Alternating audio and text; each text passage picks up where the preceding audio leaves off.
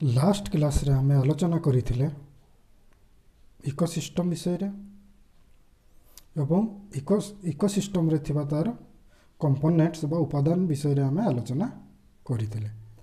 ताहले आमे परिसंस्था काहाको कहउथिले ना परस्पर निर्भरशील प्राणी उद्भिद अपघटक जो निर्दिष्ट नियम अनुଯାयी परिवेश रे समस्त भौतिक रासायनिक निर्जीव वस्तु मानक सह विभिन्न प्रतिक्रिया करी जीवन निर्वाह करती ताहाको आमे परिसंस्था बोलकरी कहउथिले। एवं आमर परिसंस्था रे थिबा विभिन्न उपादान गुड़िक कौन कौन थिला ना अजैव उपादान उत्पादक भक्षक एवं अपघटक एमती आमर परिसंस्थार विभिन्न उपादान माने रहिथिले। आज आमे आलोचना करिबा परिसंस्थार श्रेणी विभाग टाइप्स ऑफ इकोसिस्टम। ताहले परिवेश अनुଯାयी विभिन्न प्रकार परिसंस्था आमर देखा जाइथाय।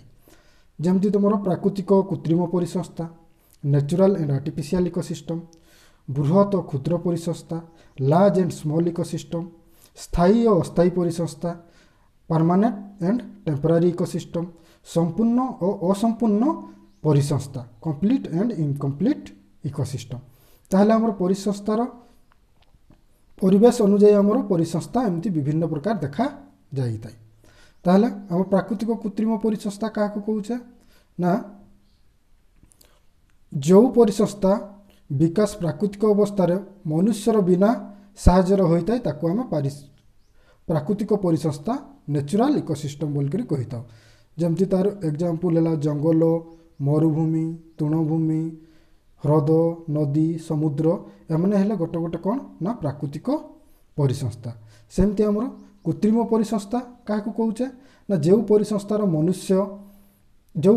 मनुष्य द्वारा होइताय ताहाकू कृत्रिम बा मनुष्यकृत परिसंस्था बा आर्टिफिशियल इकोसिस्टम बोलकरी आमे कहिताव। जेमती तुमर ग्राम हला सहर हला उद्यान हला एग्रो इकोसिस्टम हला एगुडा गोटे गोटे कौन ना तुमर मनुष्यकृत बा कृत्रिम परिसंस्था बोलकरी आमे ताकू कहूचे।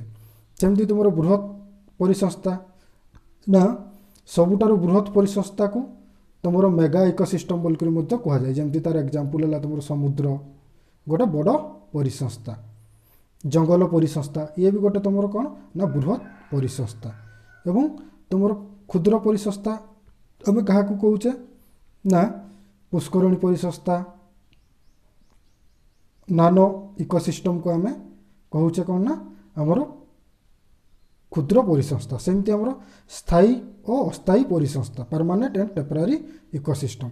आम स्थायी परिसंस्था क्या कहूचे जोटा आमर चिरस्थायी जो परिसंस्थाटा आमर चिरस्थायी रही थाए ताकू आम परमानेंट इकोसिस्टम बोलकरी कहिताव।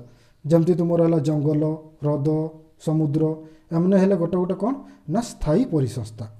सेमती अस्थायी परिसंस्था जो परिसंस्थाटा आमर अस्थायी भाव में देखा जाई थाए। जेमती कोनोसी गडिया किंबा पोखरी तुमर कौन होता है साधारणतः ना गडिया और पोखरी तुम खरा दिन में से सुखी जाती एवं सेठी रही तुमर जो परिसंस्थाटी अल्प दिन पर रही थाए ताकू आम से भाया परिसंस्था को आम कौन कहूचे ना अस्थायी परिसंस्था बोलकर कहूचे। सेमती तुमर संपूर्ण और असंपूर्ण परिसंस्था कंप्लीट एंड इनकम्प्लीट इकोसिस्टम जो परिसंस्थाटा सबु प्रकार उपादान आमर देखा जाई थांती ताकू आम संपूर्ण परिसंस्था बा कंप्लीट इकोसिस्टम बोलकर कहिता। जो परिसंस्था रे आमर गोटिए किंबा ताठू अधिक उपादान आमर कम देखा जाई थांती तांकू आम कौन कहूचे ना इनकम्प्लीट इकोसिस्टम बा असंपूर्ण परिसंस्था बोलकर कहूचे। यह व्यतीत आमर मुख्यतः परिसंस्था गुड़ी को दुई भाग में विभक्त करा जाइछि ना कौन कौन ना स्थल परिसंस्था बा टर्शियल इकोसिस्टम आ गोटे है तुम जड़ परिसंस्था बा एक्विट इकोसिस्टम आम कहूचे। स्थल परिसंस्था कौन ना पृथ्वीर स्थल भाग में अवस्थित परिसंस्था को आम स्थल परिसंस्था बोलकर कही आमर विभिन्न प्रकार स्थल परिसंस्था देखा जाए। जमती तुम तृणभूमि परिसंस्था ग्रासलैंड इकोसिस्टम, जंगल परिसंस्था फॉरेस्ट इकोसिस्टम, मरुभूमि परिसंस्था डेजर्ट इकोसिस्टम। ताहले आमर ए स्थल भाग में देखा जाउतबा एगुडा विभिन्न प्रकार परिसंस्था को आम स्थल परिसंस्था बोलिकी कहूचे से भितर आम गोटे आलोचना करवा ना तृणभूमि परिसंस्था बा ग्रासलैंड इकोसिस्टम। पृथ्वीर विभिन्न अंचल तृणभूमि मान आमर साधारणतः देखा जाए। पृथ्वीर स्थल भागर प्राय 18.5% तृणभूमि द्वारा आच्छादित होइछि। वार्षिक हाराहारी 30 रु 80 सेंटीमीटर वृष्टिपात होउतिबा अंचल साधारणतः तृणभूमि देखा जाए। तापर तृणभूमि परिसंस्थार विभिन्न उपादान कंपोनेंट्स ऑफ ग्रासलैंड इकोसिस्टम। ताहले कौन कौन उपादान आमर देखा जाइथांती ना अजैव उपादान बा एबायोटिक कंपोनेंट्स उत्पादक जोटा को आम कौन कहूचे ना प्रोड्यूसर बा ऑटोट्रॉफ बोलकर कहूचे। भक्षक कंज्यूमर्स अपघटक जोटा को आम कहूचे कौन ना डिकम्पोजर्स। ताहले आमर अजैविक उपादान माने किए किए हेले ना मूर्तिका अथिरे थिबा जबक्षारजान फस्फरस अंगारकाम्ल अम्लजान सल्फर कैल्शियम मांगानीज जिंक लौह तंबा मिलबिडिनम क्लोराइड सल्फेट नाइट्रेट नाइट्रिट अमोनिया एमाने हेले कौन ना तुमर अजैव उपादान एवं विभिन्न मौलिक और यौगिक खाद्य सार एमाने हेले गोटे गोटे तुमर अजैव उपादान आमर तृणभूमि रे थिबा उपादान भितर अजैव उपादान सेमती तुमर जल वायु विभिन्न गैसीय पदार्थ मध्य तृणभूमि देखा जाए।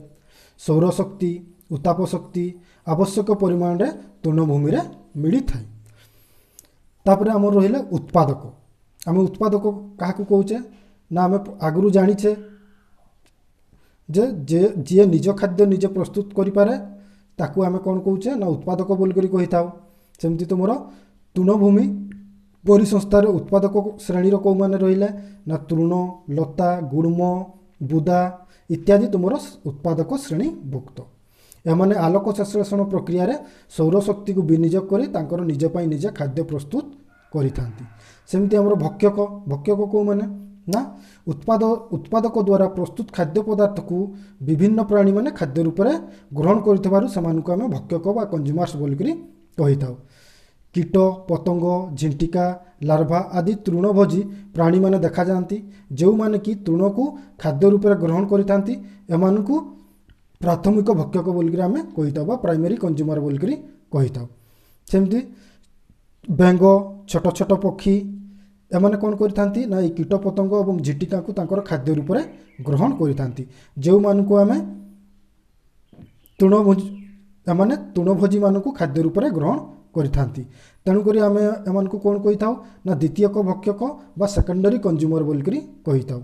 सेमती तुमर मांसाशी प्राणी जमती तुमर साप बिलुआ एमाने कौन करती ना आमर यही जो छोट बेंग छोट पक्षी एमानकर मांस को खाद्य रूप में ग्रहण करिथांती जो मानकु कि आम तृतीय श्रेणीर भक्षक बोलिक कही था टर्सियरी कंज्यूमर बोलिक कही था। बड़ साप चंचाण आदि शीर्ष मांसाशी प्राणी माने तृणभूमि परिसर रे बास करिथांती एमाने कौन करिथांती ना जो आमर साप बिलिया को एमाने तांकर खाद्य रूप में ग्रहण करिथांती। तेणुकरी आम एमानकु शीर्ष भक्षक बा टॉप कंज्यूमर बोलिक कही था। तापर नेक्स्ट है तुमर अपघटक बैक्टेरिया कवक इत्यादि यही श्रेणीर अटंती। मृत्यु पर तृणभूमिस्थ समस्त प्राणी और उद्भिदर शरीर को खाद्य रूप में ग्रहण करिथांती। अपघटक अपघटन प्रक्रिया द्वारा मृत जीव मान शरीर विभिन्न प्रकार मौलिक पदार्थ गुड़ी को बाहर करी परिवेश को एमाने समृद्धि करिथांती। अपघटन क्रिया द्वारा परिवेश भारसाम्य मध्य माने एमानक द्वारा आमर संभव हो पारि थाए।